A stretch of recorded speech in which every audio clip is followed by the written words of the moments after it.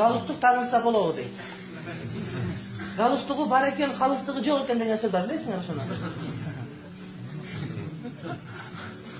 Зыян деле тийбейт. Галстук тагынгандын, бирок биздин адетке кошулунбайт. Тагынса аны жаман деп айтпайбыз, анан кийин тагынбаган эмнеге тагынбайсың дебейбиз.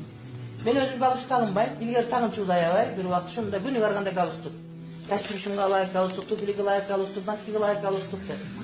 Анан бир күнү кечеде курултай болду. Орто Азия муфтилеринин баары келди, анан Раматылык Абсыктар Дамбылда муфти эле. Анан мен университетте мугалим, анан галстук тагып алып чыгып, анан адидат болуп жанында жүрүп калдым да. Бияка жетелейм, бияка жетелейм. Анан кача дейт, аны десем айтат. Анауну дейт, галстуктун атын айта албайт да. Ошону дейт, биздин устаздар жакшы көргөн эмес деди да. Анан ошол сөз болду. Ошондо фотоаппарат бар эле. Дамла бир сүрөткө түшүп алайын дедим да, көз сүрөткө түштүк Дамла менен. Анан ошол акыркы галстук тагынган болду мен. Ошондон кийин эч тагынбадым.